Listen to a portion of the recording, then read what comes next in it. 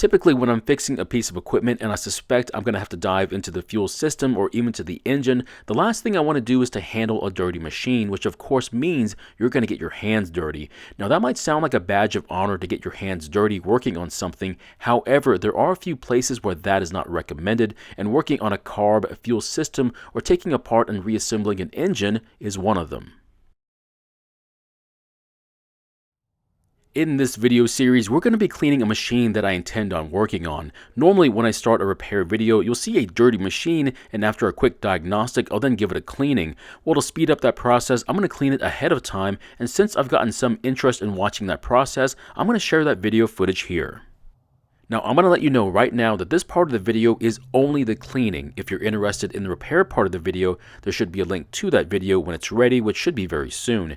Now, at the end of the video, I'll share some information about the machine I'm working on and even tell you what I've already found out. This should help us figure out what the problem is and how I intend on fixing it.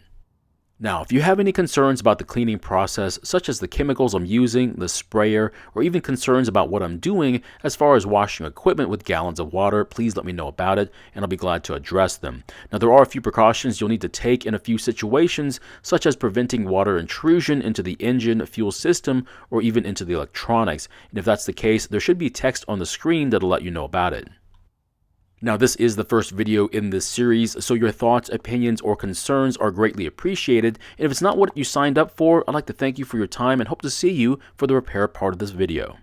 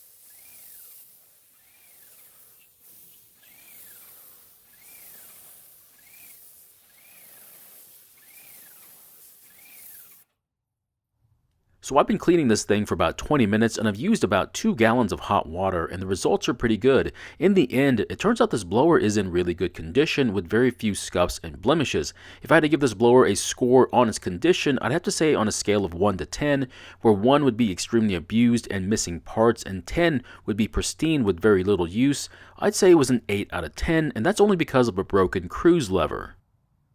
Now, this blower was advertised as starting and running, but it has problems staying that way, and after a minute or so of rough running, it eventually stops. Unfortunately, this blower was not free, but for the low price I paid for it, it was worth every penny. Now, I don't expect this one to be a tough fix. In fact, it should be quite easy. Hopefully, I didn't just jinx myself.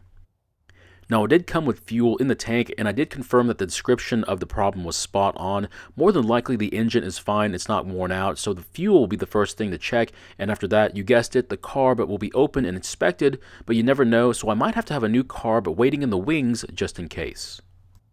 Thank you for watching. I really appreciate your time here. Please feel free to ask me any questions about this project or your own projects, and I hope to see you in the next video.